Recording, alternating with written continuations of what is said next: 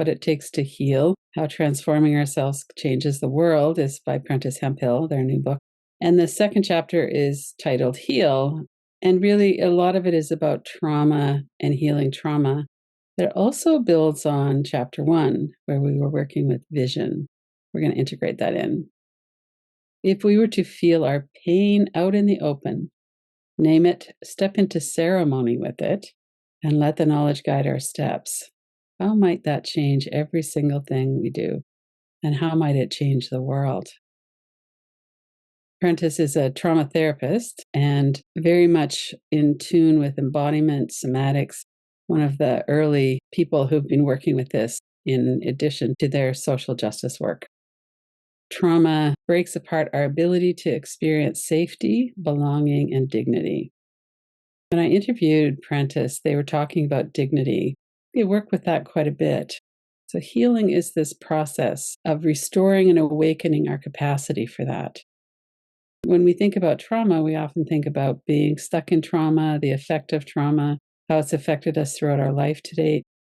This part of the book is about going past that, going into healing. So when we feel safe, our nervous systems can quiet, allowing for other capacities like imagination and expression to come forward. And these are concepts that we're all familiar with. Belonging is something that we do here. We feel like we're part of a community. And the way that we get to be part of a community is that we show up. It's really hard to do that when we've had past experience of being hurt by people. It can make us socially anxious. We can go more into isolation. A quote from the book is, "I learned to seek connection at the expense of my bodily safety, to lose my own limits in order to belong." I certainly relate to that as well. It's something that happened for me a lot when I was younger. Let's sit with that for a minute.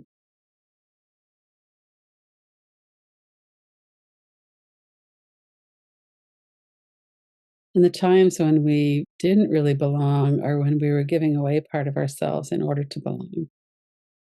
So they say we either find safety or create it with who and what we have. Belonging is about bringing us back into the world around us and back into relationships with others.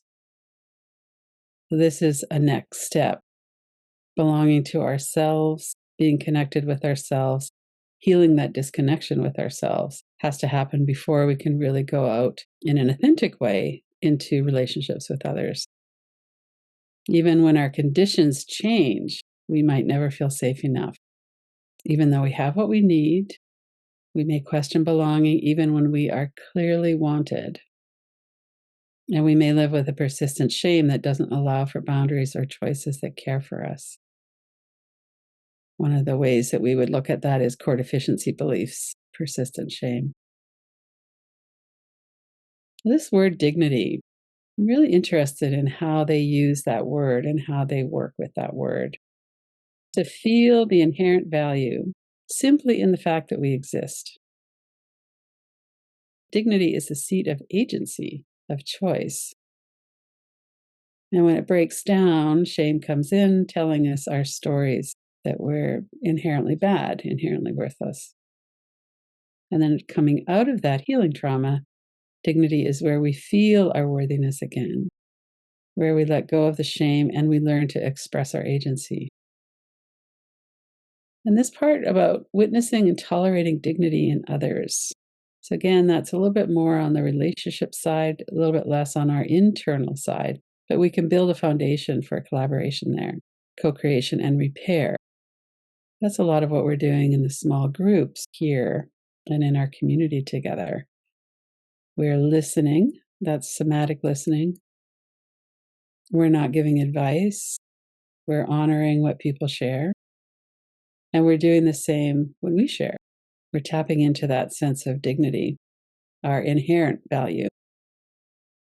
This word to me seems to have a bit of a charge. Let's sit with that for a minute. What comes up for you when you think about that word dignity?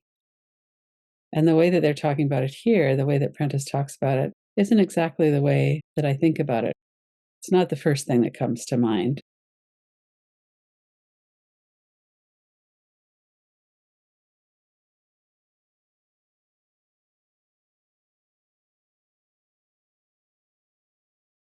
Notice how it feels in your body as well as you're paying attention to that.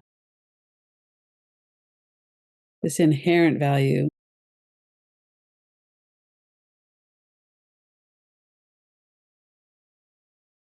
And witnessing and tolerating dignity in others, then we're talking about turning away from dehumanizing. So when we can't witness and tolerate dignity in others, we're dehumanizing them. When we can build this foundation for collaboration.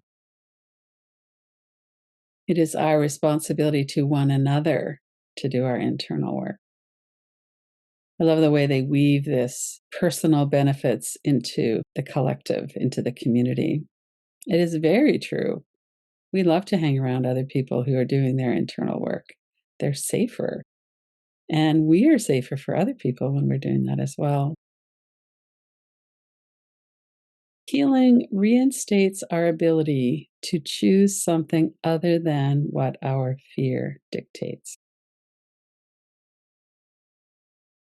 That really makes sense. If we're in fight, flight, freeze, or fawn, those are survival responses. We only have a survival response when we're afraid. And we get in this loop of hypervigilance. It narrows our view. We don't see so clearly.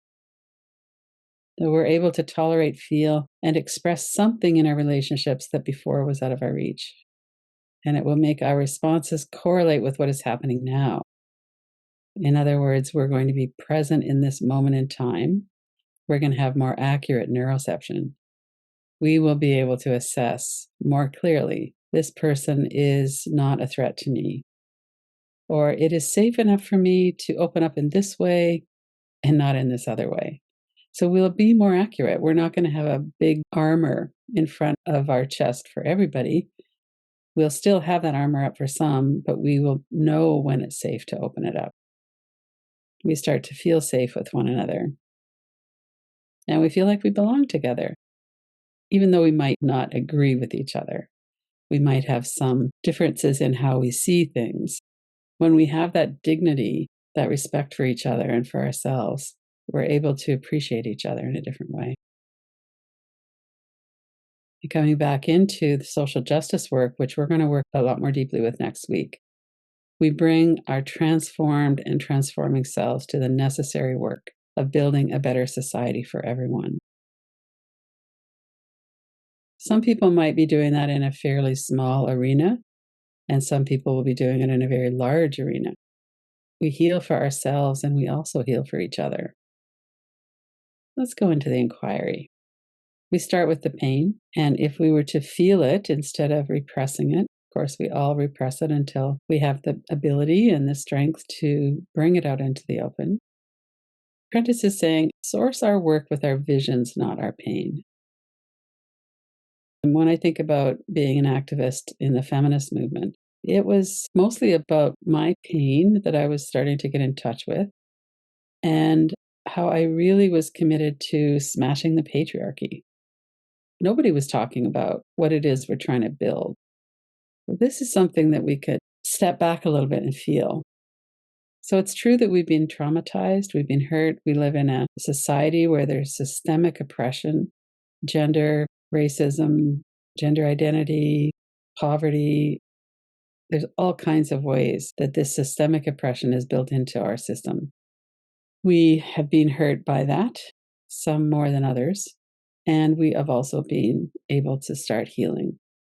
So as we get in touch with our own nervous system regulation, we're not in a survival response so much.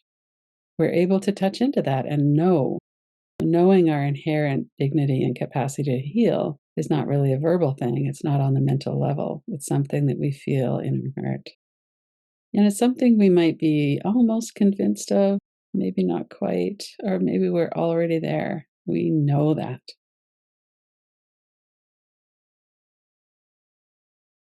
Notice what comes up in your own heart, your own system. I know my own inherent dignity, and I know my capacity to heal. I know that healing is possible.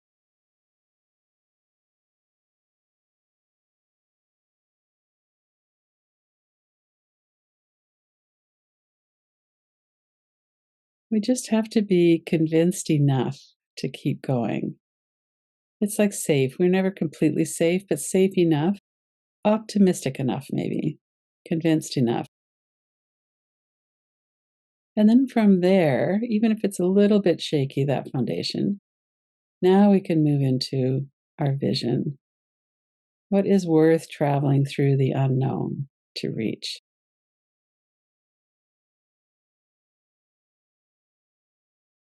There's two levels of this here.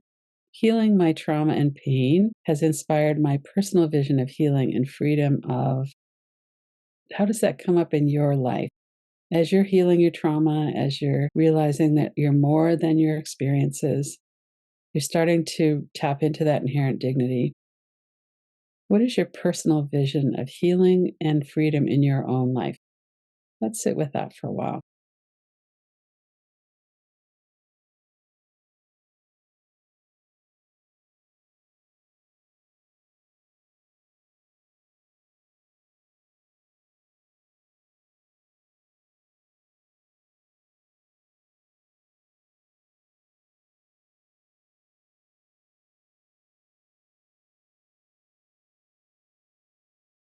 And bring it in with some specificity. Be specific. We don't have to be practical. We don't have to figure out all of the ways that we would have to kind of work with different things in order to make that work. But if there were no barriers, what's your personal vision? What would your life be like? What would you be free from? What would you be free to do?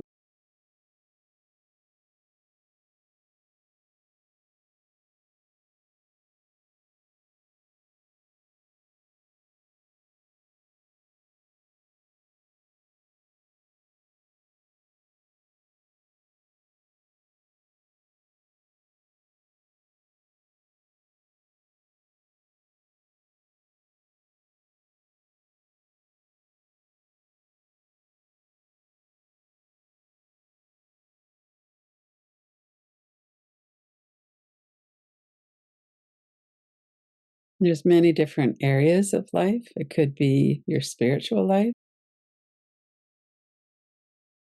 You'd be healed enough and free enough to meditate more deeply. Your mind would be quiet.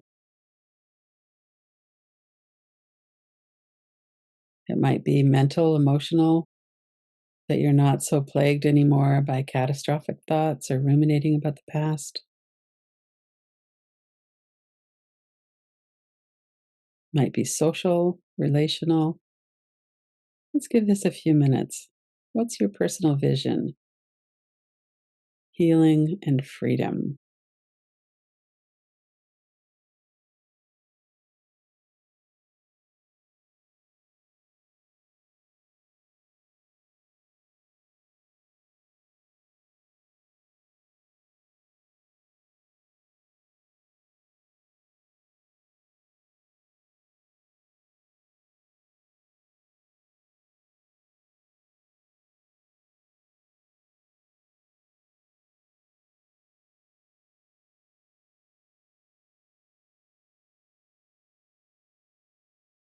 In this reflection, what is worth traveling through the unknown to reach?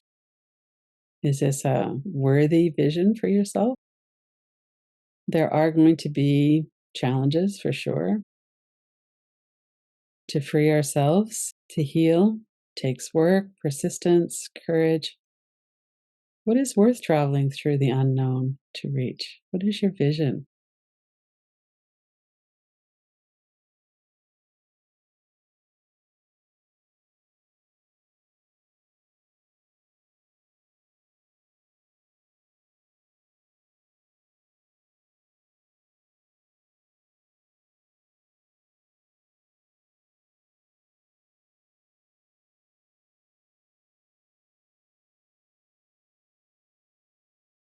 And notice if you're discarding things. And if you are, is it kind of an automatic, well, that's not ever going to happen? Or is it more like, well, I actually don't really care about that much anymore. Maybe I used to really have a vision for the kind of job that I have, or the amount of money that I was making, or the house I'm living in. And maybe that's something that's still really interesting for me, or maybe it's shifted. We are allowed to shift our dreams, our visions.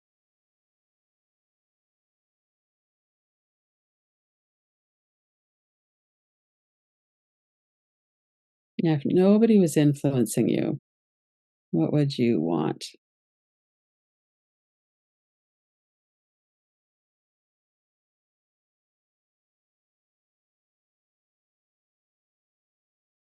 Remember to breathe, stay connected in your body.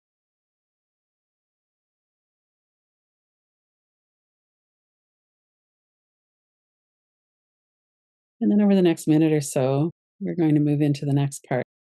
Pay more attention just for another minute, just to what that vision looks like.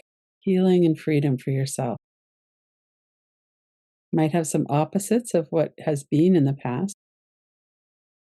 I no longer want to be so compulsive in my mind or have so much of a fight response or something. What does your life look like?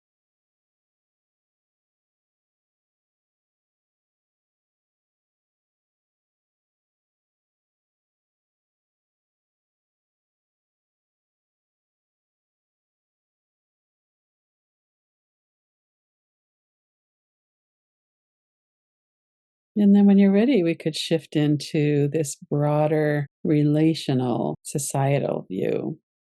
The world I want to live in, justice, healing, and freedom for myself and others. What does that look like? So it builds on this personal vision.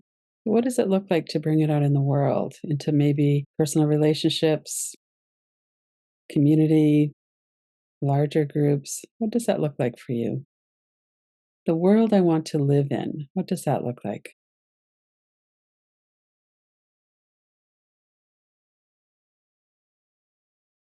If you can, kind of see yourself in that world. Notice your body language, the look on your face, that you're relaxed, you're breathing.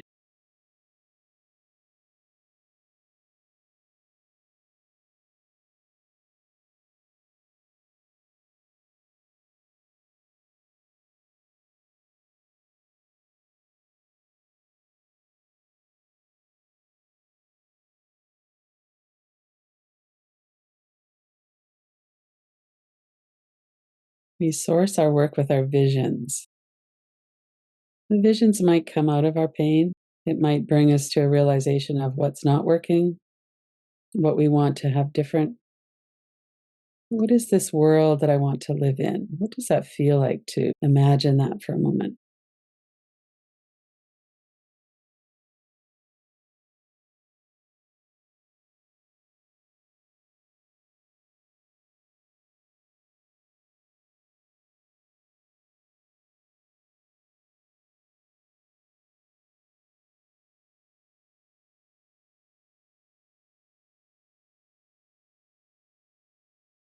What is worth traveling through the unknown to reach?